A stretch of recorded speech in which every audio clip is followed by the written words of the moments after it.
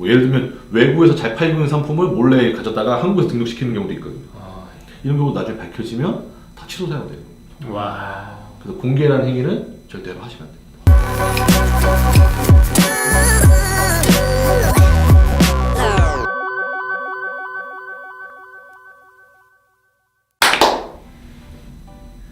네, 안녕하세요. 덕다이브 한승우. 네, 안녕찬. 네, 홍정환입니다.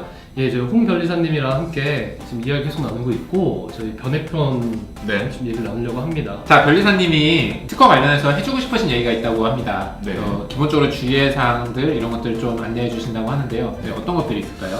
일단은 이제 뭐 한 3가지 정도 짧게 말씀드릴 수가 있겠는데요. 네. 지식재산권이라는 게 좀 특수성이 있어요. 제도의 특수성이 있기 때문에 첫 번째는 저희가 이제 특허청에 신청하는 절차를 저희가 추론이라고 부르는데 네. 이 추론이라는 것을 언제 했느냐가 등록받는데 기준점이 되거든요. 네. 그러니까 내가 먼저 이것을 썼다라는 게 중요한 게 아니라 네. 내가 이것을 언제 특허청에 제출했느냐. 네. 그러니까 그 추론일자가 굉장히 중요합니다. 그래서 본인이 하시고자 하시는 특허라든지 상표가 됐든 디자인이 됐던 준비가 되셨다 그러면은 지체 없이 빨리 하시는 게 네. 가장 중요하고 네. 일단 남이 먼저 추론했다 그러면 우선권에서 밀린다고 보시면 되는 거죠. 네. 그래서 그게 첫 번째 추론에 대한 부분이고 두 번째는 이제 공개와 관련된 행위. 공개는 저희 쪽에서 굉장히 민감하게 반응을 하거든요. 그러니까 기본적으로 특허청에 서류가 제출되기 전에 이 내용이 이 발명 내용이 공개가 됐다. 네. 그러면 등록을 못 받는 것이 지금 거의 원칙이에요. 네. 그러니까 본인이 내 거 홍보하기 위해서 마케팅상으로 뭐 유튜브라든지 블로그라든지 이런 데다 홍보를 할 수가 있잖아요. 네. 그러한 행위들이 다 공개 행위이기 때문에 그것을 하고 나서 특허 출원을 하겠다. 그럼 원칙적으로 등록을 받을 수 없는 게 현실이에요. 근데 이것을 잘 간과하시고 네. 보통은 시장에 제품을 먼저 선보여서 네. 반응을 보고 반응이 좋으면 그때 특허를 내겠다. 네. 이렇게 생각하시는 분들이 많으세요. 일종의 특허나 이런 제도는 약간 보험과 같은 제도라고 생각하시면 돼요. 어떤 걸 하시기 전에 네. 미리 내가 보장을 받아놓겠다라는 네. 걸 생각을 하셔야 되지 어떤 시장에서 반응이 좋아서 이제 나만 쓰겠다라는 식으로 접근하시면 네. 굉장히 늦습니다. 오, 이거 너무 좋은 팁이다. 네네. 그래서 실제로 등록된 특허가 무효되거나 취소되는 경우가 많아요. 왜 무효가 되거나 취소되는 게 많냐면 본인들이 그런 행위들을 이제 관광한 거죠. 심사관들도 그걸 모르는 거예요, 사실. 이 공개 행위는 국내에서 공개했느냐 이걸 따지지 않고 국제적으로 다 따져요. 그래서 나중이라도 원래 이 기술이 뭐 외국에서 있었던 기술이라든지 외국에 판매했던 이력이 있다든지 뭐 예를 들면 외국에서 잘 팔리고 있는 상품을 몰래 가져다가 한국에서 등록시키는 경우도 있거든요. 이런 경우 나중에 밝혀지면 다 취소 사유가 돼요. 와. 그래서 공개라는 행위는 절대로 하시면 안 돼요. 네. 그래서 요것은 대부분의 이제 그 기업하시는 분들이 잘 모르세요. 상담을 하다 보면 제가 허탈할 때가 좋은 상품이라고 해서 가서 상담을 했는데 네. 이거 언제 판매하고 계시냐 했더니 네. 판매를 하고 계신데요. 언제부터 판매하셨어요? 그러니까 3년 됐대요.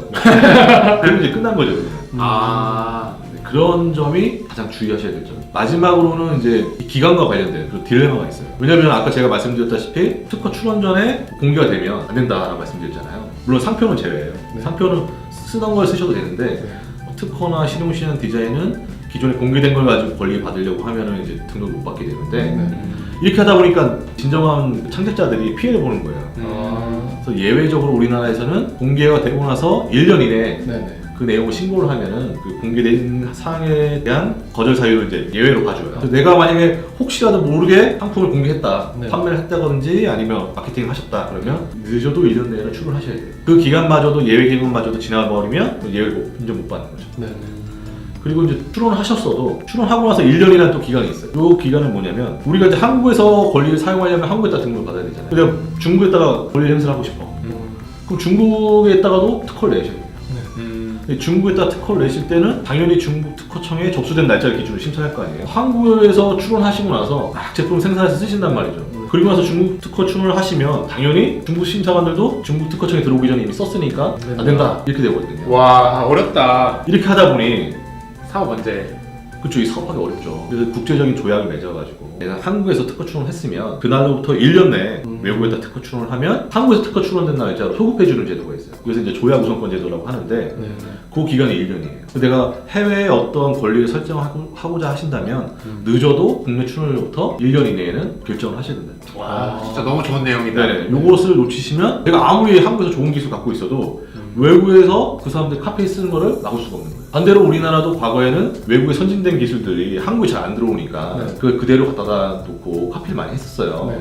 근데 우리 이제는 우리나라 기술도 많이 발전하다 보니까 역으로 우리나라가 이제 외국에다가 설정을 해야 되는 거죠. 그런 부분들. 그래서 첫 번째는 출원을 빨리 하셔야 된다는 거. 네. 두 번째는 출원 전에 공개하신 행위를 가급적 하지 마셔야 돼요. 세 번째는 공개를 했으면 늦어도 1년 내에 출원하셔야 되고 네. 출원하셨으면 늦어도 1년 안에 해외 출원을 하실지 말지에 대한 의사결정을 하셔야 된다.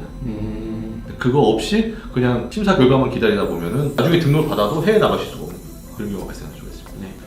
그 다음에 우리 한우님이 실제 일하시면서 좀 궁금한 게 있었다고 하는데 네네. 자, 보통 이제 사업을 하거나 이제 이런 사람들이 개인의 이제 상표권을 먼저 내잖아요. 근데 상표권 낼 때 이걸 본인이 하는 경우도 종종 있더라고요. 네네네. 근데 이제 차이가 우선 뭔가요? 일단은 특허청에 저희가 권리 설정할 수 있는 출원할 수 있는 자격은 네. 출원인이거나 네네. 아니면 이제 대리인 자격이 있어야 되거든요. 그래서 직접 본인들이 개인 하시는 것도 가능하세요. 네.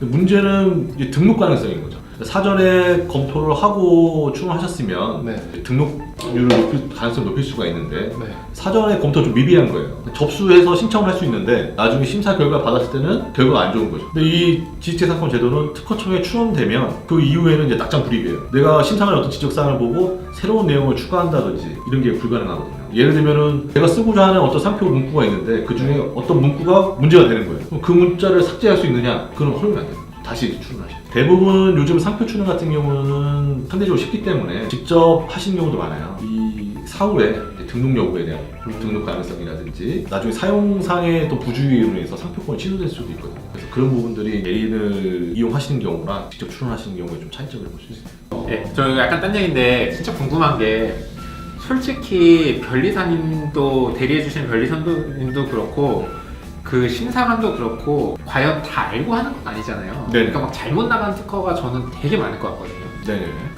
그런 거 되게 많나요? 편집에 내세요. 네. 편집이 되든 어떻게 되든. 네, 그러니까 뭐냐면은 네. 하고 어떻게 다 알아. 그래서 열심히 안 하면은 좀 그냥 요즘 뭐 일도 재미없고 뭐 그냥 막 내주고 네네네. 뭐 사실은 안 내주려고 찾는 것도 일이니까 뭐 괜찮네요 이렇게 내주는 경우도 많은지 그럼 그 피해는 특허를 출원하고자 하는 사람이 다 받는 거잖아요. 네네네. 실제 그 어떻게 돌아가요? 아, 좋은 질문이세요. 네. 일단 기본적으로 이걸 알아주셔야 되는 게 우리나라에서 1년에 출원되는 건수가 네. 특허로 출원되는 건수가 한 20만 건입니다. 상표 디자인까지 합치면 네. 전체적인 산업재산권의 규모가 출원 규모가 한 40만 건이 됩니다. 우리나라에 있는 특허청에 있는 심사하시는 심사관 수가 고작 몇백 명밖에 되지 않아요. 그러니까 개인적으로 따져보면은 한 심사관분이 담당하셔야 하는 사건인 양이 엄청난 거죠. 그래서 어떤 이슈가 있냐면 조금 질문과 약간 좀 벗어날 수도 있는데 왜 심사기간이 이렇게 길어지느냐 고객들 불만을 해요. 문제는 특허청에 있는 심사관 수가 부족하기 때문에 그렇다고 심사기간을 단축시키면 심사 품질이 떨어지는 거예요. 말씀하신 것처럼. 또 예전에 이제 그런 뉴스들이 항상 있어요. 기업 현장에서는 빨리 특허 받고 사업을 해야 되는데 특허가 너무 늦어진다. 제가 업계에 처음 들어왔을 때만 해도 특허 받는데 한 2년, 3년 걸렸어요. 그러면 이제 뭐 우스갯소리로 내가 특허 내놓고 군대 갔다 오는 거야. 제대할 때쯤에 이제 특허증이 하나 나오냐. 전역증과 함께 특허증이 나온다. 뭐 이렇게 눈감타만 할 정도로 이렇게 오래 걸리는 거예요. 근데 이것을 이제 최근에는 이제 계속 개혁을 해가지고 한 1년 정도의 심사 결과가 통보될 수 있게 많이 단축을 시켰어요. 이렇게 단축시키다 보니 어쩔 수 없이 심사의 품질이 낮아지는 경우가 있어요. 그래서 특허청 내부에서도 심사 기능이 너무 부족하니까 법적으로는 5급 심사관이 해야 돼요. 네. 5급 공무원이 해야 되는데 이것을 지금 6급까지 보조하는 차원에서까지도 지금 확대를 하고 있어요. 그래서 말씀하신 대로 이게 사람이 하는 일이다 보니까 심사상 심사관이 놓치는 부분도 있고요. 네. 왜냐하면 전 세계에 공개된 기술들을 저희가 다 볼 수 없잖아요. 그렇죠. 우리가 무슨 뭐 24개국도 할 수도 없죠. 5개국도 못 하는데 네. 할 수 없잖아요. 이건 분명히 그런 영역이 있고 또 법적으로도 심사가 완벽하지 못하는 것을 인정하고 있어요. 왜냐하면 우리가 오늘 특허 출원을 했어요. 근데 이 특허 출원된 내용은 공개하는 게 원칙이거든요. 그런데 이거 바로 공개해버리면 문제가 생길 수 있잖아요. 왜냐면 발명자를 보호해줘야 되잖아요. 법적으로는 1년 6개월이 지나야 공개가 되도록 되어 있어요. 그러니까 심사관 자체도 그 특허 DB에 있는 내용이 지금 실시간으로 업데이트 되는 내용들이 아니라 네. 최소한 1년 6개월 전에 1년 6개월 사이에 있는 내용들은 공개가 안 되는 거죠. 그래서 사실 이 또한 20만 건이 넘을 거 아니에요. 네. 정량적으로 따지면 그 부분에 대한 심사는 이루어지지 않는 거죠. 출원 일자로 따지면은 내가 어제 된 사람이 있고 오늘 된 사람이 있는데 그걸 서로 모르는 거잖아요. 네. 알겠습니다. 우리 홍준 이사님이랑 이제 함께하는 시간은 여기까지 하고요. 그러면 저희 간단히 소감들 듣고 마무리하도록 하겠습니다. 자, 어떠셨습니까? 예, 저는 저희 덕다이버 상표 출연을 하면서 또 다시 한번 많은 걸 좀 공부하게 되었고요. 좀 변리사님처럼 좀 좋으신 분들이 좀 주변에도 좀 많이 이제 있으면 좋겠다. 뭔 소리 하는 거지? 네, 저는 이렇게 변리사님 사실 업계 10년 차 정도 되는 변리사님을 사실 일반인이 또 만나기가 쉽지가 않거든. 예를 들면 내가 대학생이나 이랬으면은 변리사분 뭐 해봐야 뭐 학교 선배 뭐 간신히 해봐야 1, 2년 차 보통 이 정도인데 이렇게 어깨에서 막 부를 때를 불러보듯이 뭐 이제 이 정도 되면 시야 같은 것도 되게 균형 잡히고 뭐 이제 길게 보기도 하고 뭐 이러시는 분들이랑 얘기해서 되게 다양한 얘기들 많이 들을 수 있는 시간이어서 너무 좋았다. 네, 변리사님 마지막으로. 네, 저도 평소에 이제 강의나 이런 걸 네, 많이 네. 다니긴 하는데 이렇게 유튜브 채널을 통해서 또 이렇게 또 이런 기회를 주셔가지고 덕다이버한테 네. 덕다이버 운영진한테 정말 감사드립니다. 네, 여기까지 하도록 하겠습니다. 네, 네, 감사합니다. 감사합니다.